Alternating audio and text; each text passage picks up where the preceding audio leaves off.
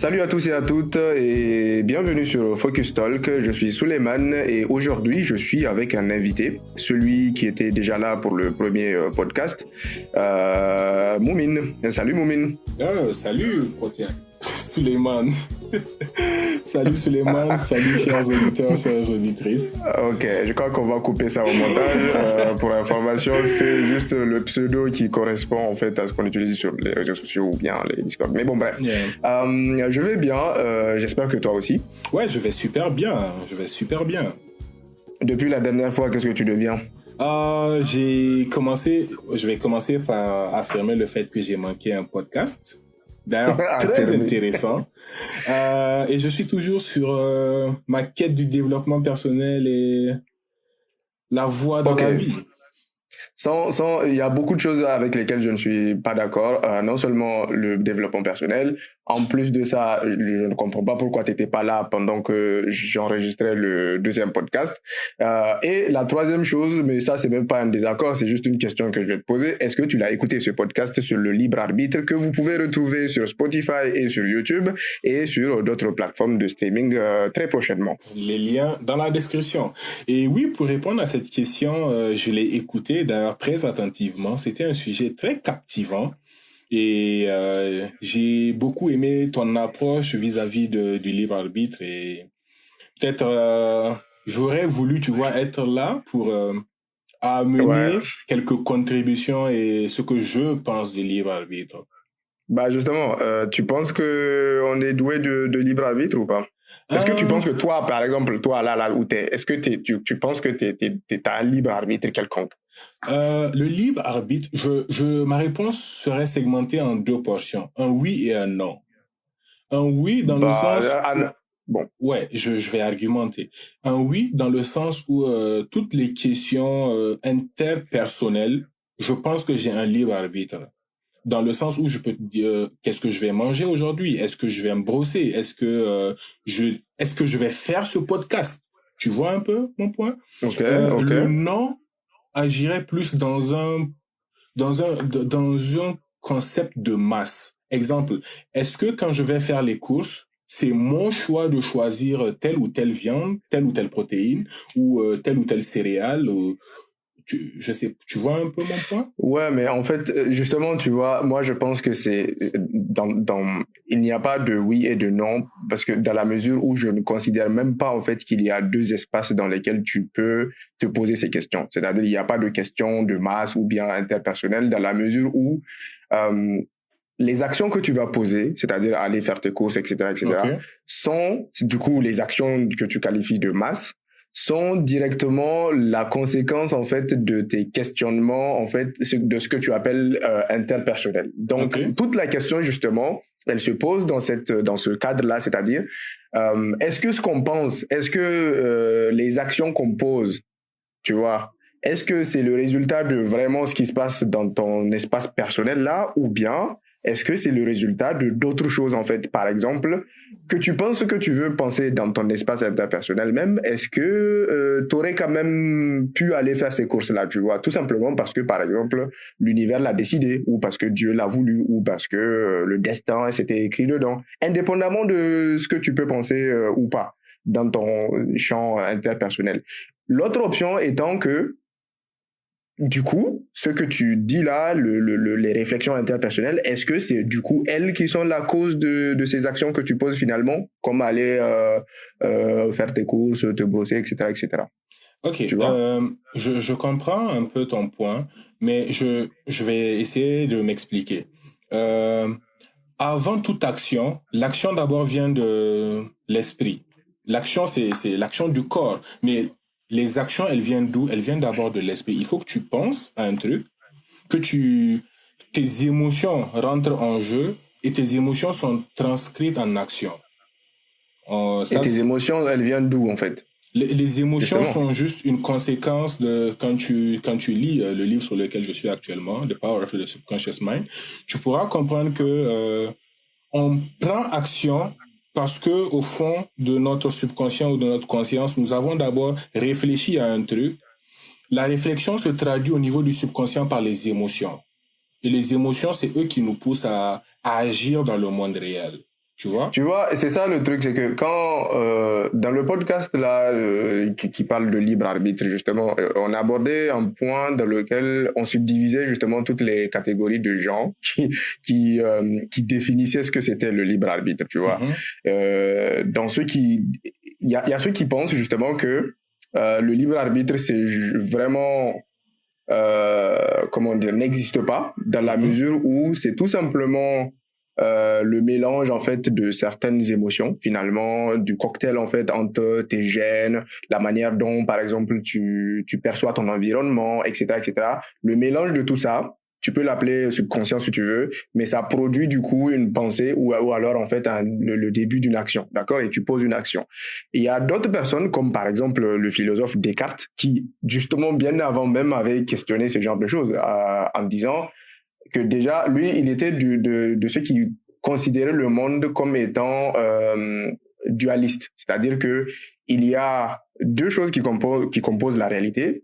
Il y a le matériel, du coup, donc le corps et l'endroit dans lequel se trouve le corps. Et il y a, du coup, tout ce qui est immatériel. Et dans l'immatériel, il y a l'esprit. Et du coup, il dit que l'esprit peut avoir un effet sur le corps. Et donc, la pensée, l'inconscient, le subconscient, tout ce que tu peux qualifier tout ce qui se passe dans l'hippocampe là, bah en fait tout ça, il qualifie ça d'esprit et tout ceci peut avoir un effet du coup sur le corps. Donc l'acte que tu vas poser, là où tu vas aller, etc., etc., tout ça n'est que le reflet. Et donc de ce point de vue en fait, il définit par exemple la présence d'un libre arbitre en fait, tu vois. Donc ce à quoi je suis pas, enfin, je peux apposer, enfin, par exemple, la contradiction de savoir, bah, attends, justement, ton subconscient là, ton esprit là, ou bien, justement, tes sensations, les gènes, actions. Est-ce que la manière dont ils sont assemblés pour produire justement cette envie que tu as d'aller faire une action quelconque, c'est le résultat d'une interaction chimique, non? Tu vois? Est-ce que ce n'est pas le résultat de matière, tout simplement, qui compose l'univers tel que nous le connaissons? C'est-à-dire que, je vais être un peu moyen là, c'est que, regarde, au début, il n'y avait rien, d'accord? Et ensuite, il y a eu le Big Bang. Et quand il y a eu le Big Bang, à partir de rien, entre guillemets, bah, de la matière en fait à diffuser, d'accord, à échelle grand V dans l'univers. Donc cette matière là, elle a constitué par les lois de la physique en fait, etc., etc., des étoiles, des galaxies, des planètes. Et sur ces planètes, il y a eu de la vie qui est apparue. Et cette vie là, moi je pense, étant elle-même composée de la même matière avec laquelle est composé l'univers, du coup, il n'y a aucune raison que les actions qu'elle puisse poser, en fait, ne soient pas déterminées par les mêmes lois physiques qui ont, dès le départ, en fait, façonné justement l'univers tel qu'il est. Tu vois ce que je veux dire? C'est-à-dire que si aujourd'hui tu prends un verre d'eau et que tu le bois, c'était le résultat logique, en fait, de l'interaction de ces particules qui te constituent toi-même. Je ne sais pas si je suis clair, en vrai. Ouais, je vois un peu... Donc, il n'y a pas de ONI subconscient, etc., etc., blablabla. Oui, je comprends, ça facilite peut-être la compréhension de notre réalité, mais bon, hein. Pour répondre à ça, je te poserai une question. Du coup, comment tu interpréterais le fait que tu arrives à respirer sans y penser? Ça, je peux tout à fait ne même pas mettre du subconscient ou de l'inconscient là-dedans. C'est tout à fait des mouvements autonomes, en fait.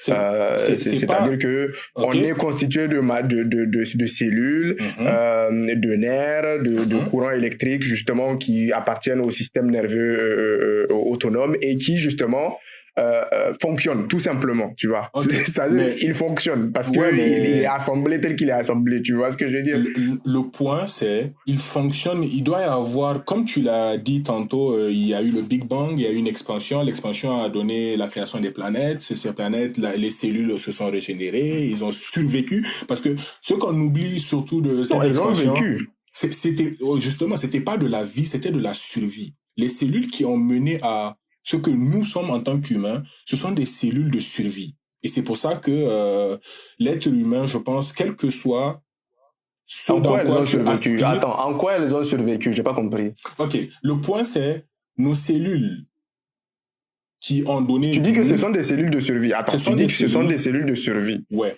qu'est-ce que tu veux dire par la survie? Parce que la survie, c'est différent de dire qu'elles elles sont apparues. Vécu. Exactement. Ok, voilà, précise ta pensée là. Je te donne un exemple.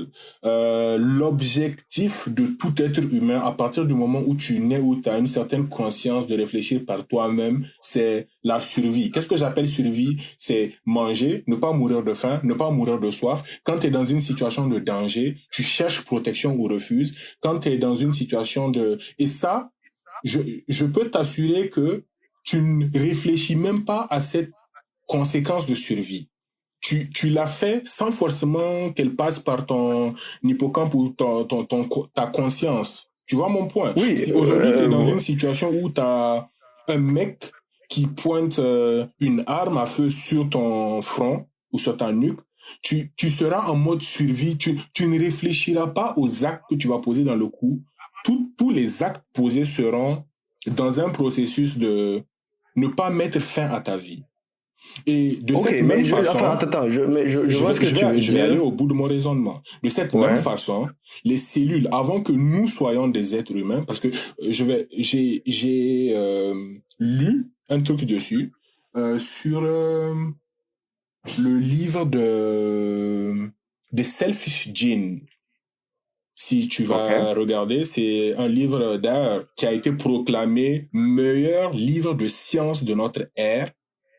Eh ben, par rapport à ce que Darwin a écrit. Exactement. Parce que bon, ou après Darwin encore, mais du coup, on a beaucoup d'autres personnes comme qui ont écrit sur l'univers, quoi, genre, tu vois, Sean Carroll ou je sais pas qui. Le point, c'est, comme tu l'as noté, nous sommes constitués de cellules, de pulsions électriques, mais ces cellules, avant qu'elles ne constituent nous en tant qu'humains, elles étaient des cellules indépendantes. Mais à cause de la loi de la survie qu'elles devraient mener ou faire, elles ont mené à un être complet qui pouvait survivre plus longtemps que la cellule individuelle. Je peux te donner un autre exemple.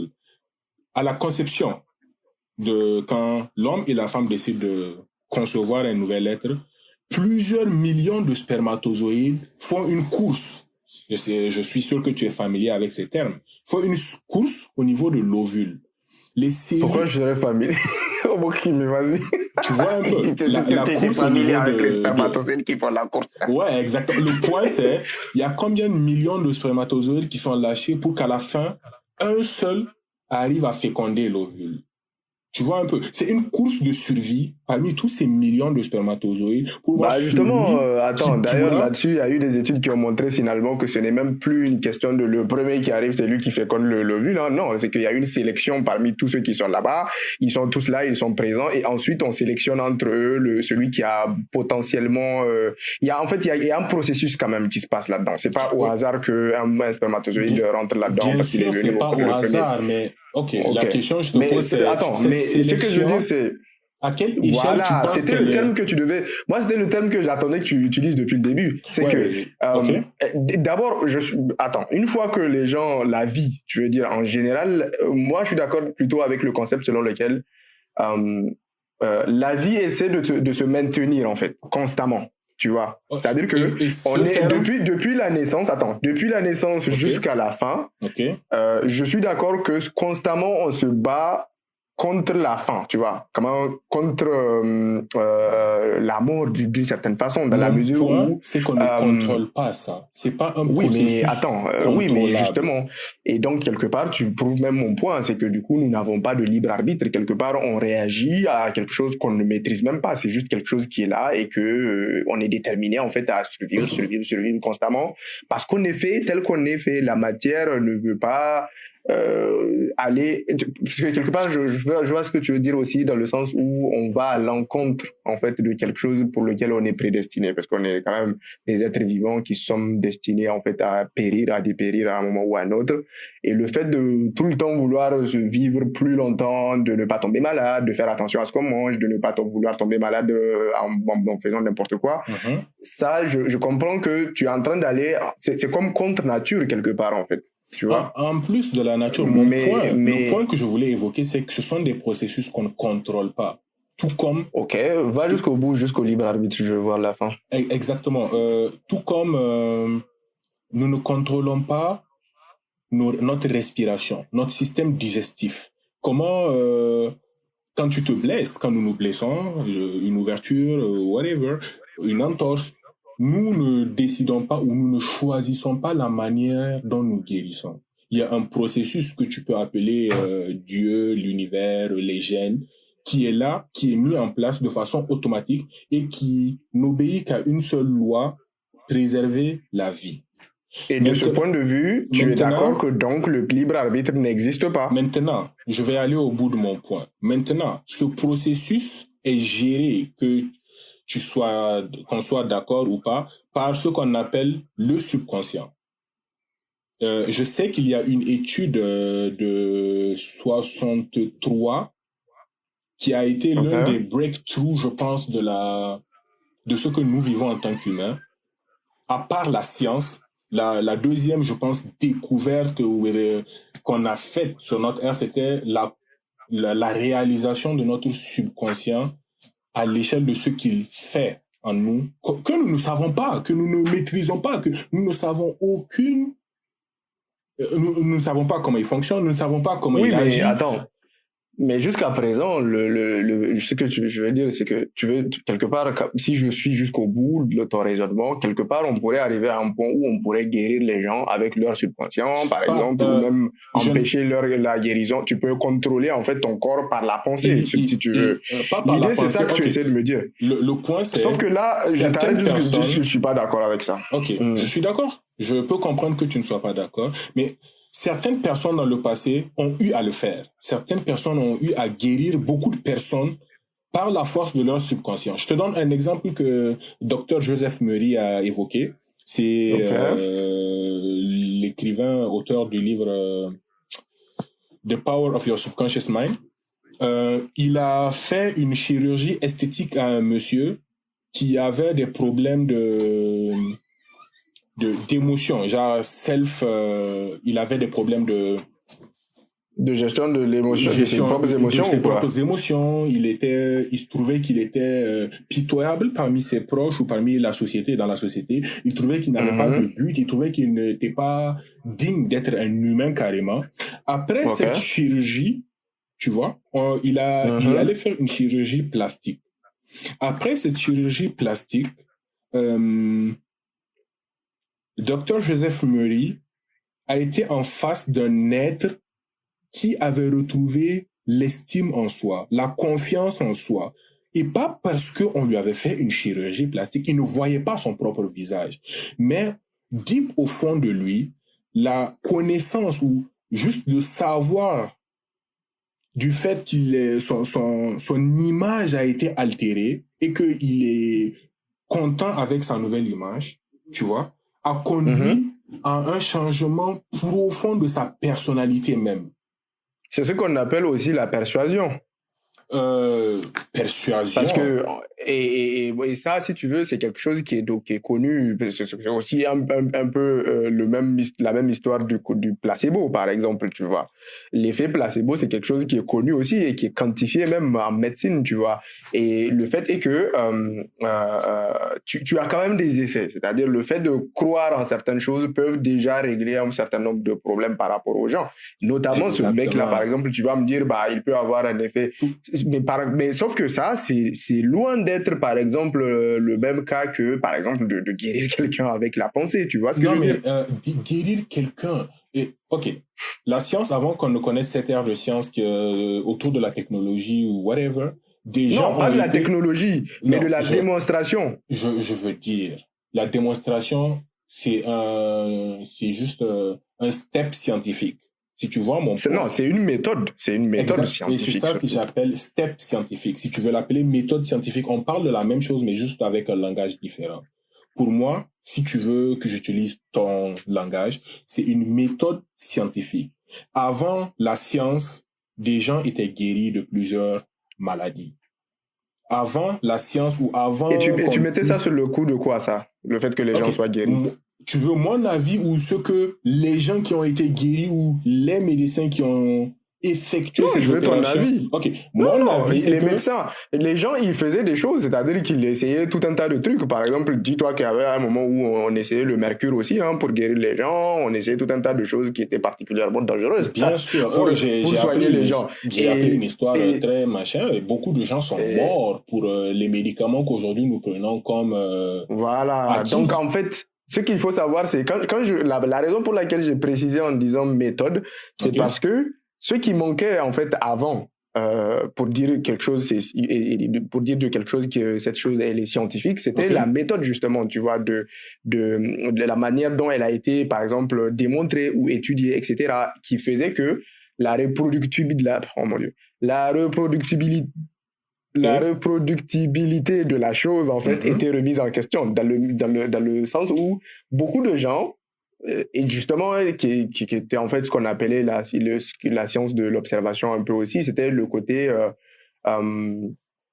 euh, observationnel en fait de la nature, par exemple, pour prédire par exemple qu'il y avait une bonne saison de pluie, ou bien que si tu voyais un certain nombre de types d'animaux ou bien de types de fleurs à un certain endroit ou à une période de l'année, tu peux déduire que bon, quelques jours plus tard, il va se passer telle chose du point de vue pluie ou bien crue ou je sais pas quoi, tu vois. Et Donc c'est sur il y ça que avait des j'allais. choses comme ça. Et ça, tu vois, ces connaissances, en fait, ce sont des connaissances, mais qui n'étaient pas forcément basées sur une démonstration. Parce qu'en plus de ça, on pouvait aller beaucoup plus loin. Et c'est là le danger, c'est-à-dire que d'autres personnes peuvent venir dire littéralement que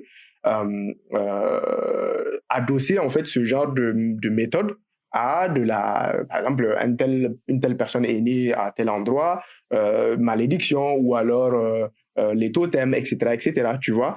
Non, Et mais c'est en cela que, ça c'est, on tape dans un autre sujet qui pas pour moi est, forcément, parce que à qui partir du pour moment moi où, est, parce que je peux comprendre que les sujets soient reliés entre eux pour voilà, ils sont d'abord, reliés, la seule chose qui les relie, attends, la seule chose en commun, qui est en commun dans ces sujets, c'est le fait que le subconscient, dire que le subconscient peut avoir un effet sur la façon dont les gens peuvent agir finalement de façon concrète. La seule différence, c'est que il n'y a pas on peut pas quantifier ça ni reproduire ça forcément tout le temps, en fait. Et c'est ça le problème, en fait. Il n'y a ok, pas de mesure de toutes ces choses-là. je suis d'accord avec, je peux être d'accord avec ton point, mais juste pour notifier un truc. La méthode scientifique, je ne suis pas contre la méthode scientifique. Mon point, c'est, avant cette méthode scientifique, des gens utilisaient d'autres méthodes qu'ils ne connaissaient pas forcément, dont l'une d'entre elles est basée sur le subconscient. Je vais te donner un bref schéma, une façon graphique de voir le truc au niveau de l'humain pour que tu puisses essayer de voir un peu comment on arrive d'une idée à une action. Euh, Qu'est-ce qui se passe selon toi? Je te pose la question. Qu'est-ce qui se passe quand tu penses, quand tu réfléchis, quand tu viens d'avoir une idée? Waouh! Qu'est-ce qui se passe au niveau de ta tête? Bah, ce qui se passe, c'est que j'active d'anciens circuits neuronaux, en fait, Mhm, qui font appel à des souvenirs antérieurs mhm. et à des souvenirs, à des choses présentes, en fait, et qui me permettent, en fait, je réfléchis, quoi. Je mets en rapport des informations pour en tirer une conclusion logique, non? Mhm. Ok, mais moi je parle de réfléchir sur une idée. Mettons, tu as envie de cuisiner. L'idée te vient dans ta tête, oh, je dois cuisiner.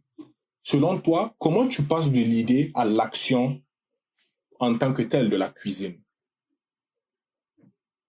Alors, une fois que j'ai décidé de cuisiner, Ok, j'ai dit, OK, je cuisine. ok, Du coup, là, d'un seul coup, j'ai une sécrétion de dopamine dans la cervelle. mhm, Du coup, cette dopamine-là active tout un tas de choses, y compris les muscles, en fait, qui sont capables de pouvoir gérer ce genre de choses. mhm, Parce que la dopamine faisant partie du circuit, en fait, de récompense, mhm. elle sait que c'est la chose qui, une fois que j'ai cuisiné, va permettre de sécréter d'autres hormones qui me feront me sentir bien. Et donc, à chaque fois que je vais penser je dois cuisiner, en fait, du coup, les mêmes hormones sont resécrétées, donc ça recrée le même cycle. Et pour avoir cette récompense, en fait, je suis un drogué qui est shooté à ses propres hormones, en fait. Ok, le point, ok, tu vois ça, je dirais que tu as très bien détaillé, d'ailleurs, très très bien pour moi qui m'y connais que peu en sciences, tu as très bien détaillé le processus.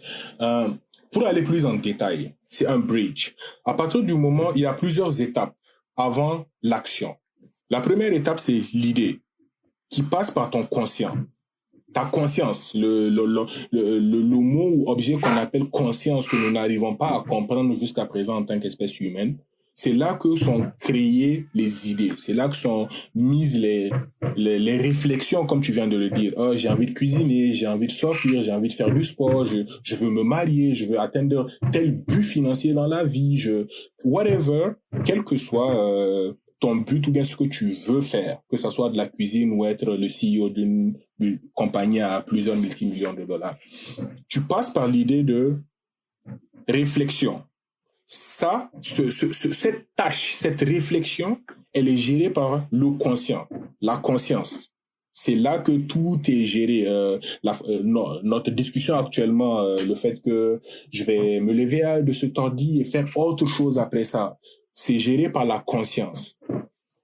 Quand tu penses, à partir du moment où où tu penses. Ouais, quand nous pensons, quand l'espèce humaine pense à un truc, quand il pense, cette pensée ou ce processus de pensée, cette idée, whatever it is, va passer par un bridge.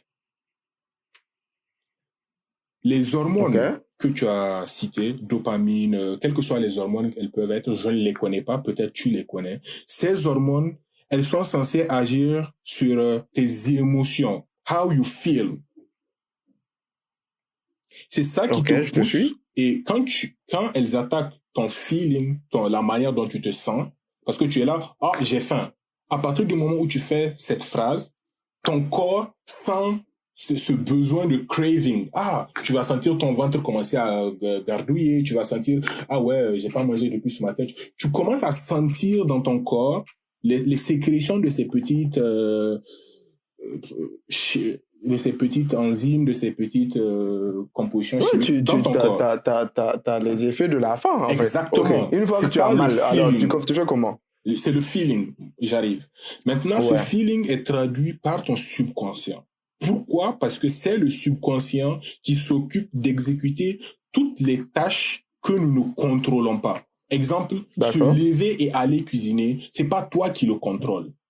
L'action que tu viens de dire, la dopamine qui rentre dans tes muscles, qui active, machin, il y a un processus, il y a un maître qui contrôle ça. C'est pas juste laissé à lui-même et c'est quand tu reçois les dopamines ou les tu vois, c'est là où il y a un problème avec cette théorie. C'est que du coup, justement, cette théorie, cette façon de voir les choses, parce que je suis d'accord, c'est parce que là, on rentre dans de la psychologie. Je ne dirais même pas que c'est de la psychologie. Et le problème, c'est...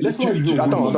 Le problème, c'est que tu pourrais fabriquer, à mon avis, un être, en fait, et c'est pas pour rien que les informaticiens, ils essaient de faire de fabriquer quelque chose qui se rapproche un peu en regardant, en fait, cette méthode de réflexion, même si on est loin en fait de ça, tu vois, loin, je ne pense pas. Même les bébés sont aujourd'hui plus intelligents infiniment que les plus grandes IA en fait sur le marché. Mais ce que je veux dire, ça peut être ton point de vue, parce que mon problème avec cette façon de voir les choses, c'est que ce n'est pas quantifié. Les bébés peuvent être intelligents, je peux être d'accord, et Sam, je ne suis pas d'accord. La substance qu'ils ont, le cerveau qu'ils ont, oui, peut être développé pour être un être intelligent. Mais le bébé en tant que tel, nulle part tu peux me sortir une phrase ou un contexte où un bébé est plus intelligent qu'une AI.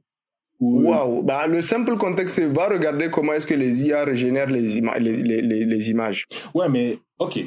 Tout ce que les AI font... La reconnaissance d'image. En fait, la reconnaissance d'image, c'est là où tu sens que le cerveau d'un enfant, même à 2 ans, en fait, à 1 an, c'est un cerveau extrêmement développé. J'ai suivi un peu l'étude, ou pas étude, c'était un podcast sur le leader en chef de Google, de l'AI. Apparemment, ça fait 67 ans ou 68 ans qu'il fait de l'AI. Il parlait de ça. Oui, tu peux je le connais pas, moi. Ouais, j'ai oublié son nom, mais c'est un vieux de 71 ou 12 ans. Il a commencé à faire de l'AI à 14, 15 ans, je pense, et ça fait 67 ans qu'il travaille. Il est le chef Head Analyst of AI chez Google. Apparemment, Ok. c'est l'un des premiers gars à avoir mis en place une AI parce que son père est mort et son père était musicien. Du coup, il a mis en place cette AI pour essayer de faire les sons, tu vois, de recomposer les sons que son père avait fait en l'hommage de son père. Et c'était... Bref. Ok. Ce mec, il a expliqué beaucoup de choses par rapport à l'AI. Oui, tu peux me dire que l'effet visuel d'une AI est plus intelligente, mais en nulle part, c'est pas juste ça que l'AI fait. Pourquoi on s'attarde sur L'effet quoi? la reconnaissance visuelle d'une AI n'est pas au point. Je peux être d'accord. Pourquoi? Parce que il y a plusieurs facteurs, mais l'AI, ou les AI en tout cas, ce qu'on essaie de construire aujourd'hui, il n'y a pas que la reconnaissance visuelle qu'elle fait. Du coup, me prendre juste ce point pour me dire que, ouais, l'humain ou machin, un bébé est plus intelligent qu'une AI, je suis pas trop d'accord. L'exemple que le professeur ou le head en chef de Google a dit, c'était, il a donné un exemple, je pense qu'ils ont fait une étude sur une AI et un humain. Il disait, je pense, si moi, je vais m'arrêter sur la longueur d'un terrain de football, de l'autre côté, une AI aura du mal à me reconnaître, quel que soit le nombre d'images qu'on lui a fournies de moi. Point. Mais si on met ma fille ou bien ma femme de l'autre côté du terrain de football et je suis de l'autre côté, elle aura sans aucun mal à me reconnaître. C'est un fait. Je suis Ok. d'accord. Et je pourrais donner mon point de vue sur ça, sur plusieurs aspects. Oui, l'AI ne peut pas reconnaître parce que quel système de caméra ou bien quel système de capture aujourd'hui nous avons aussi puissant ou aussi proche que ce que l'œil humain peut fournir. Même pas l'œil, parce que l'œil, c'est juste une porte d'entrée. Maintenant, le cerveau, c'est lui qui traite l'information. Et la manière Exact. dont un bébé, Mais, par exemple, fait la différence entre ses parents, sa soeur même, ou je sais pas, mais n'importe qui d'autre qui passe, je la suis... reconnaissance en passant par les lignes, les trucs. Regarde, les IA, maintenant, ils ont corrigé ce problème d'alignement-là, mais c'est le côté, en fait, avant, quand il s'agissait de reproduire, par exemple, les doigts, les IA n'arrivaient pas, en fait, à le faire, tu vois. Ouais, Ça, c'était à pourquoi? l'époque où ce truc-là était Demande-toi entré à la mode, pourquoi. à l'époque. Maintenant, ils ont un Mais peu avancé demande-toi là-dessus. pourquoi. À l'époque, on C'est une avait question de puissance, en fait, de exactement calcul, de tout simplement, en traitement. fait. Exactement. Avant, Exactement. on n'avait Donc, pas de processeur qui pouvait faire cette puissance de calcul. Avec l'avancée exponentielle de la technologie qu'on vit actuellement, oui, maintenant, on peut produire des puces ou des chips, des microprocesseurs capables de traiter ce type de données ou d'informations. Est-ce que ça enlève le fait que l'AI peut fournir plusieurs intelligences par rapport à un truc non.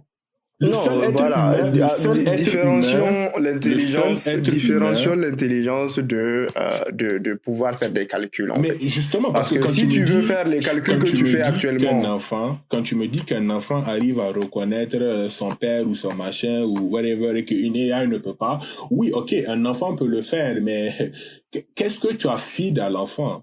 L'AI, est-ce qu'ils ont la même capacité? Demande à un enfant de faire des calculs trigonométriques. ouais, mais c'est pas ça, être intelligent, faire Mais des ok, calculs donc pour trigonométriques. toi, reconnaître ses parents, c'est être intelligent. C'est pas être intelligent, Ok? c'est dire que la puissance de traitement, parce qu'en fait, on mesure, parce que c'est là où tu vois aussi la contradiction dans la Là, définition même qu'on donne à là, l'intelligence je suis très artificielle. d'accord avec ce que tu es sur le point de Voilà, sortir. donc, La ok. puissance de calcul de notre cerveau ne peut jamais égaler celle d'une AI. Pourquoi? Parce que nous-mêmes, en tant qu'humains, on n'est pas au top de ce que notre cerveau peut fournir. Ah bah, au top, tu m'étonnes. Enfin, Bah, euh, au top, quand je dis au top, il y a beaucoup de choses que, apparemment, on pourrait faire, mais notre cerveau est limité, tu vois. On pourrait faire beaucoup plus de choses. Il n'y a pas de preuves concrètes, mais on pourrait pas faire forcément, pas beaucoup forcément. Moi, plus tu de vois, je ne crois choses. même pas à cette histoire, en fait, on peut faire beaucoup plus. Parce que bon, qu'est-ce que tu voudrais faire de plus, en fait, avec ton cerveau actuellement? Ah, pour Franchement. exemple, tu serais, Suleiman, tu serais L'hypothèse.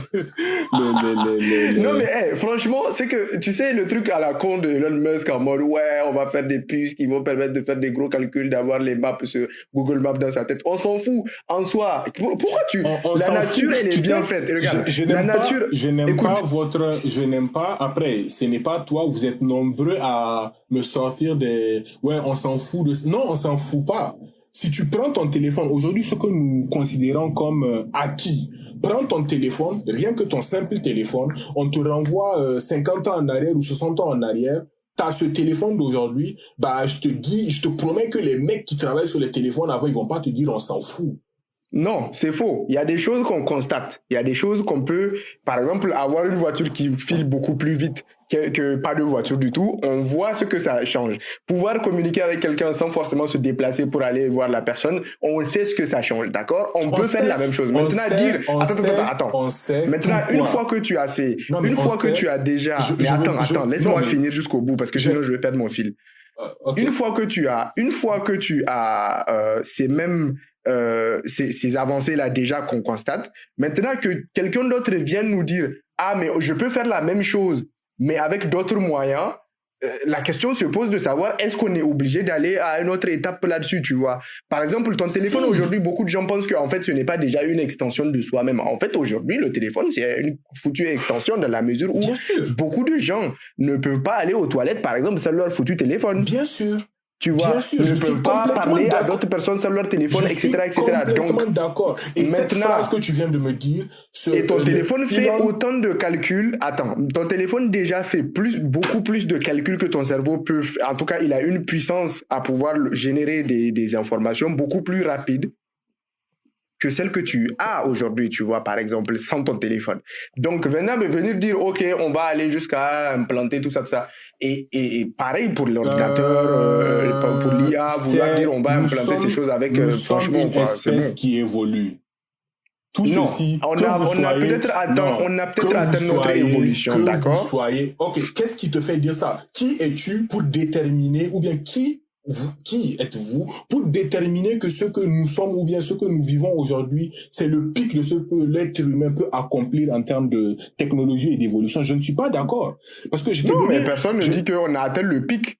On dit juste qu'on n'en a pas forcément besoin. On est conscient de la capacité qu'on a à dépasser. Attends, on est conscient de la capacité que nous avons à pouvoir aller au-delà, mais on n'est pas obligé d'en faire beaucoup plus. Attends, et justement, c'est ça le pic en question, c'est qu'on a atteint un point de raisonnement suffisant pour se poser ces questions et se rendre compte que, en fait, dans certains cas, il n'est pas nécessaire d'aller au-delà de ça, en fait, et que tu peux tout à fait vivre une vie complète sans ça.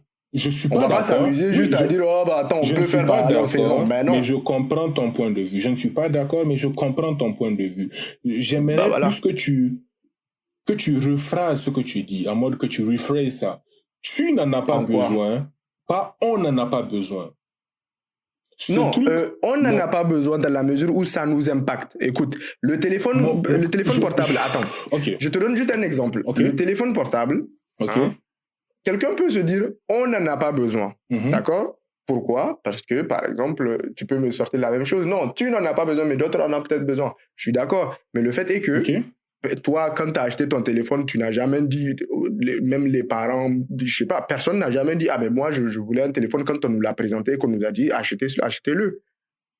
On vivait notre vie, les gens vivaient leur vie, en fait. Et d'un seul coup, paf, tout ça, ça s'est multiplié comme une traînée de poudre. Et du coup, tout le monde en a eu droit. Personne n'a dit, j'en voulais chez moi, tu vois. L'ordinateur que tu utilises, tu n'as pas dit, mais en fait, moi, je veux un ordinateur, on te l'a présenté, on t'a dit, regarde cet ordi, il fait ceci, il fait cela, il fait ceci, il fait cela. Ah bon, il fait ça. Attends, le choix de l'achat te revient.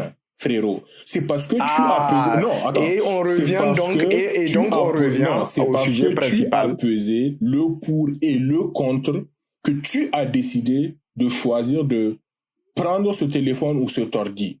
La question, c'est est-ce que tu as vraiment pu choisir, est-ce que tu as vraiment pesé le pour et le contre? Et c'est toute la question. Et franchement, Moumine, venu me dire que, en fait, quand on t'a fait la publicité du Pixel ou bien on t'a fait la publicité de l'iPhone, genre venir me dire que on t'a laissé le choix, alors que dès que tu fais un clic vidéo, on t'affiche la pub. Dès que tu sors à un endroit, il y a quelqu'un qui veut te narguer avec son iPhone 13 ou 14.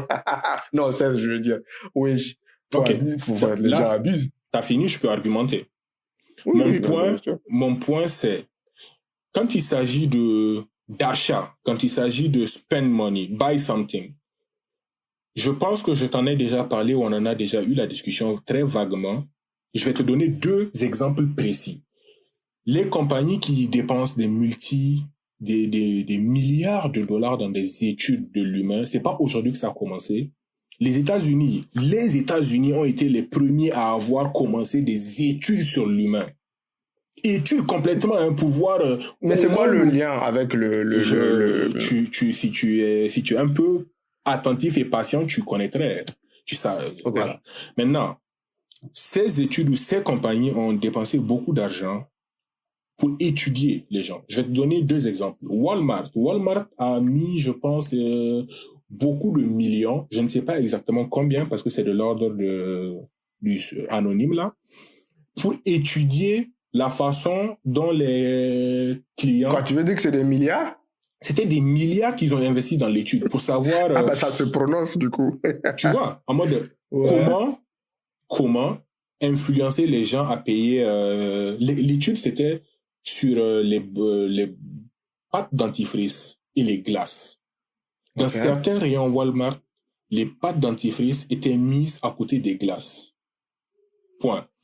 Pourquoi? Parce que quand tu venais payer une glace, il y avait toujours l'effet de, tu vois, en mode tu payes une glace, je vais faire des caries, je vais machin, et il y avait juste dans la rangée arrière ou à côté des pâtes dentifrice. Maintenant, plein de gens, et quand je te dis, ils ont fait une étude parce que beaucoup de personnes ont succombé à ça. C'était pas un choix volontaire, il y avait pas de libre arbitre. À partir du moment où, je sais pas moi, tu viens, tu payes...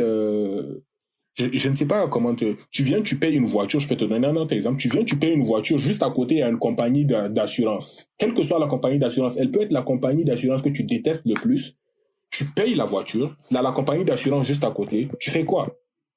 Même si les prix ne te vont pas, la première chose qui te vient à l'esprit, en tant qu'humain, en tant que personne normale, tu vas aller checker les prix.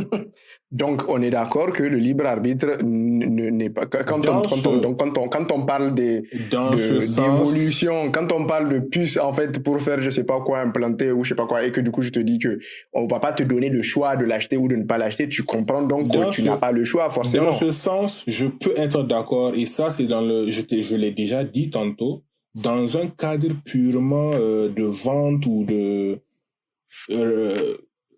selling, je peux être d'accord. Mais dans quel cadre tu ne l'es pas alors? Dans tout ce qui concerne l'interpersonnel, je suis pas forcément d'accord sur on n'a pas de libre arbitre. Oui. Mais ton interpersonnel, tu utilises quelle information pour faire tes réflexions? Par exemple, c'est quoi? Qu'est-ce que tu te poses comme question interpersonnelle, par exemple? Mon interpersonnel, non. Après, on parle pas de questions que tu te poses, on te parle des choix que tu fais. Oui, interpersonnellement, quel choix tu fais au fond de toi? Je n'ai pas été influencé. Peut-être tu peux le prendre de façon tu peux prendre l'influence de façon globale. Oui, parce que tu vis dans une société, tu es enclin à faire tout ce que les autres font. Il y a un livre que je proposerais, laisse-moi finir. Il y a un livre que je proposerais à l'audience qui s'appelle The Status Game de Will Sorr. Dans ce livre, il expliquait la façon dont nous, humains, nous avons beaucoup tendance à vouloir nous fit dans une société, à faire comme tout le monde. C'est du mimétisme, ça. Ça, tu peux assumer ou tu peux assumer que tu n'es plus du libre arbitre. Mais, pour revenir à mon point, ce matin, quand je me suis réveillé, je n'ai pas été influencé à aller me laver. Ça, c'est une question interpersonnelle. Au fond de moi, je me suis levé, j'ai fait, en mode, c'est un truc qui va derrière de l'ordre du subconscient. Je sais que quand je me lève chaque matin, je dois me laver. Il n'y a pas d'interférence ou d'influence avec quelqu'un d'autre. C'est moi et moi-même. Et la question de se laver, je me serais levé, j'aurais pas eu envie de me laver, j'allais juste mettre mon habit. Il n'y a pas d'influence là-bas. Tu vois mon point? Mais oui, quand tu vas payer un iPhone, quand tu vas payer, combien de pubs d'iPhone tu vois par jour quand tu sors de chez toi? Bien sûr, tu seras influencé à payer un iPhone. Tu vis dans une société où tout le monde utilise un Google. Je comprends ce que tu veux dire. Je peux te promettre à plus de 90% que tu ne payeras pas un iPhone, tu vas payer un Google. Pourquoi? Parce que tu as cette tendance à vouloir faire comme les gens autour de toi, à agir comme les gens autour de toi, Du coup, oui, là, tu peux me dire que tu es influencé. Ou tu Je n'as pas de comprends. libre arbitre. Par contre, OK? quand tu dis tu te lèves pour aller te laver et que personne ne t'a influencé, Mhm. mais justement, si personne ne t'a influencé, tu aurais pu décider de ne pas y aller, du coup, non? Exactement. Et comme Pourquoi plusieurs... pourquoi tu es quand même parti te laver? Est-ce que tu penses que si on attendait suffisamment longtemps, tu irais quand même te laver? Contre Non, ta volonté? contre ta volonté, je ne pense pas. Pourquoi? Parce que la question de Non, ce... bah si. Parce Non, que l'idée c'est parce de que dire, attends, l'idée la c'est comme si, question attends, mais d'aller tu se as développé ton laver... truc, laisse-moi développer mon point.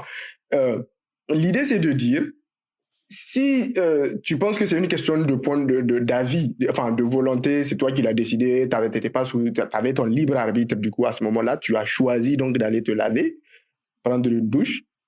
Euh, c'est comme aussi décider de dire, ok, je vais par exemple décider décidons, je vais devenir vegan par exemple, OK, ou je décide d'arrêter de manger de la viande.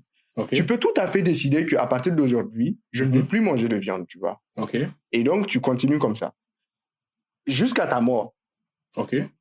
Sauf que tu ne peux pas dire, attends, je ne vais pas me prendre une douche aujourd'hui, tu vois, jusqu'à ma mort à partir de maintenant.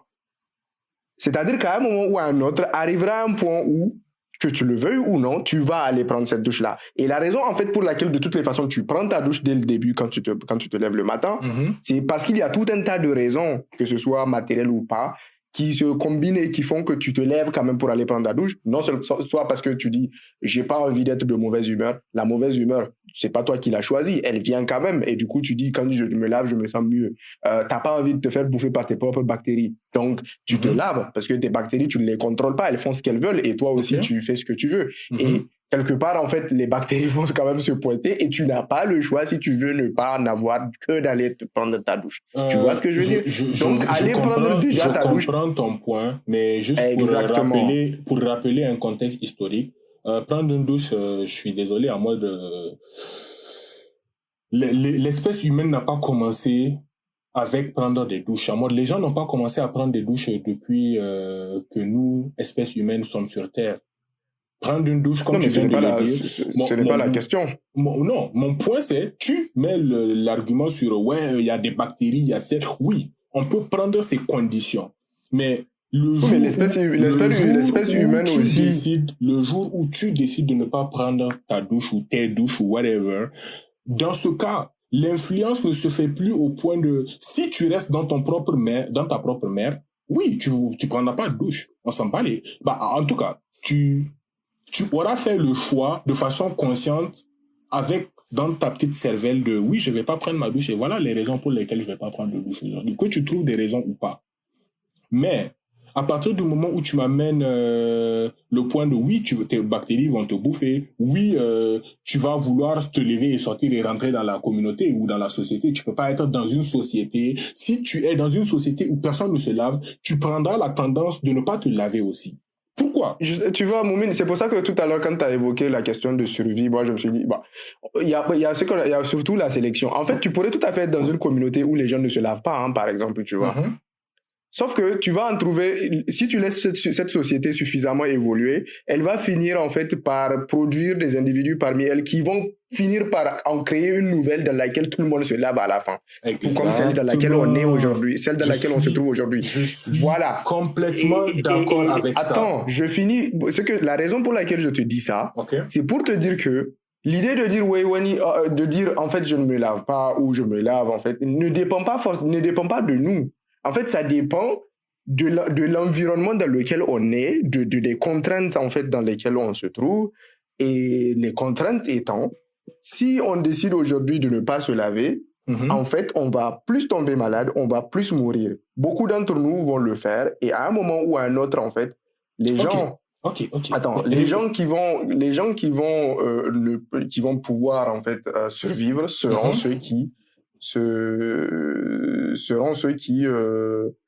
ceux qui prendront des douches en fait. OK, Donc on quelque revient à part la en fait, question de la survie. Mais mon point, c'est... Donc, si je reviens à tes analyses et ta façon d'affirmer la chose, c'est que le fait de te laver chaque matin pour toi, en tout cas, n'est pas du libre arbitre. Tu n'as pas le choix Absolument que pas. de te laver. Absolument pas. OK. C'est une contrainte que de se laver. Contrainte émise par qui? simple, Par quoi? par l'environnement. En fait, même Donc, du coup, Ouais. tu vas te laver parce que tu as des contraintes environnementales qui te dictent le fait de te laver. Ouais. OK. Est-ce que tu penses que ces contraintes environnementales peuvent être des contraintes sociétales? Oui, en fait, ça englobe tout. Dans l'environnement, tu as la société, tu as les coutumes, tu as les traditions, tu as la santé, tu as les bactéries. Enfin, quand je dis santé, entre parenthèses, du coup, tu as tout ce qui peut te rendre malade. OK. Voilà, quoi. OK. Je vois un peu le point. Ouais, ce que je veux dire tout simplement, c'est que dans tous les cas, les choix qu'on fait sont déterminés par un ensemble de choses qui se passent autour de nous et compte tenu de ces choses-là, on décide d'agir, d'aller dans telle direction plutôt que dans une autre direction. Et si, en fait, on était allé dans une autre direction plutôt que celle dans laquelle on s'attendrait à ce que nous allons, on appellerait peut-être ça un libre arbitre. Mais comme ce n'est pas le cas et que probablement parlant, tu as plus de chances d'aller dans cette direction quand tu vois dans ton environnement quelque chose qui se produit, on va dire donc que c'est comme ça. Il n'y a pas de libre arbitre. Enfin, moi, en tout cas, honnêtement, intellectuellement parlant, je crois qu'elle n'a pas. Hein, jusqu'à maintenant, aller dans un autre angle. Dans ce cas-là, oui, on va maintenant définir ce que c'est que le libre arbitre. Tu vois. Je comprends parfaitement ton point. Je ne suis pas d'accord avec tout ce que tu as évoqué.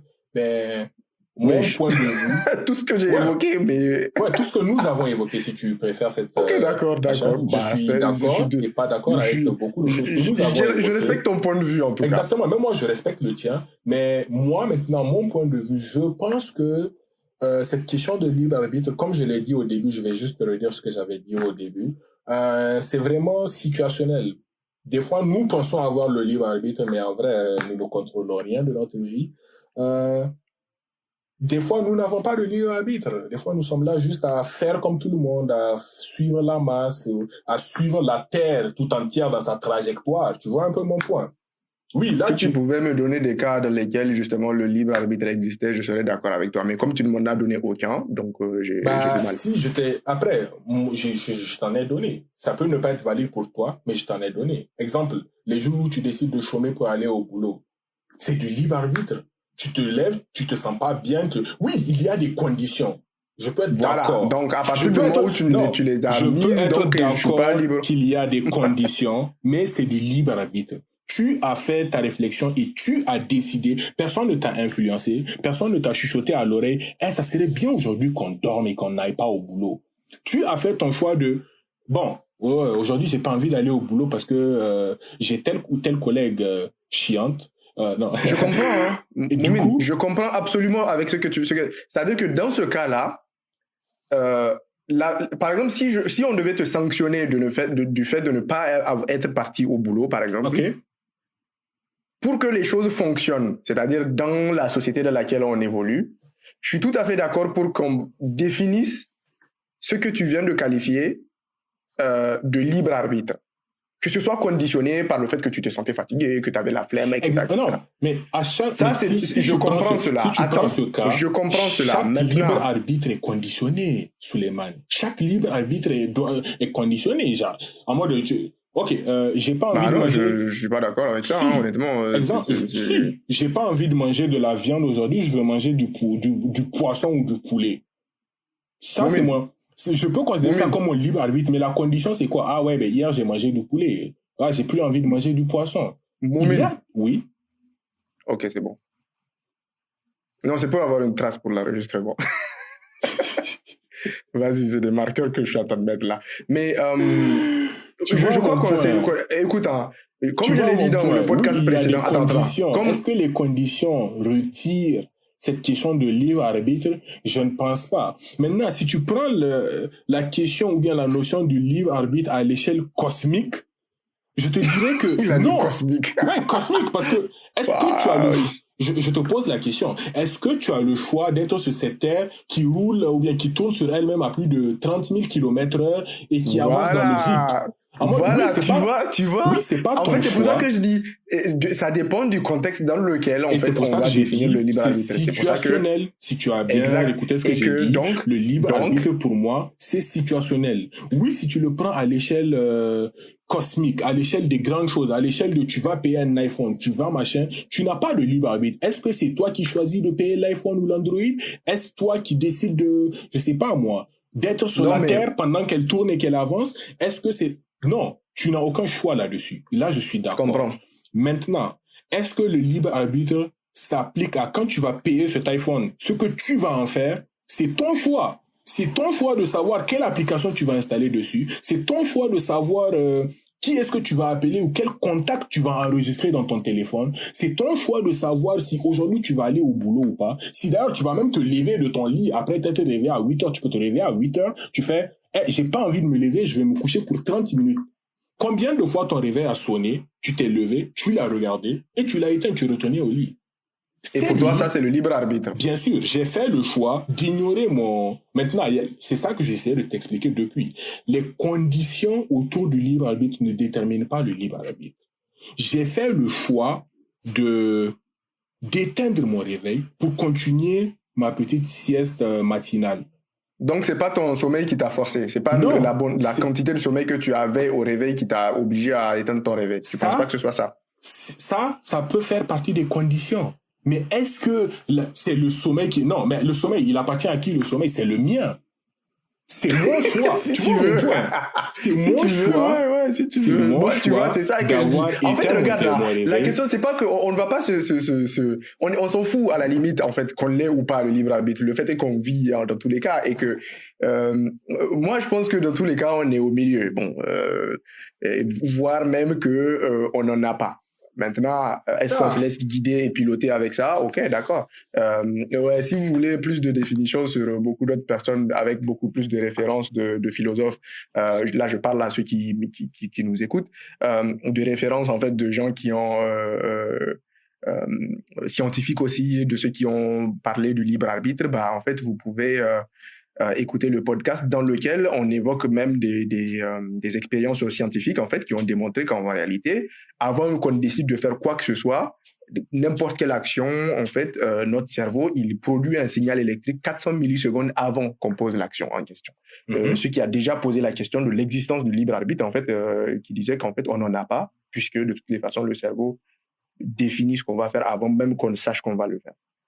Certains appellent ça inconscient, subconscient. Bon, ça, notre cerveau, j'ai lu quelque part, je me rappelle plus où, mais notre cerveau, il est bon en 2 ou 3 trucs. La survie, c'est vraiment protéger la vie, tu vois un peu.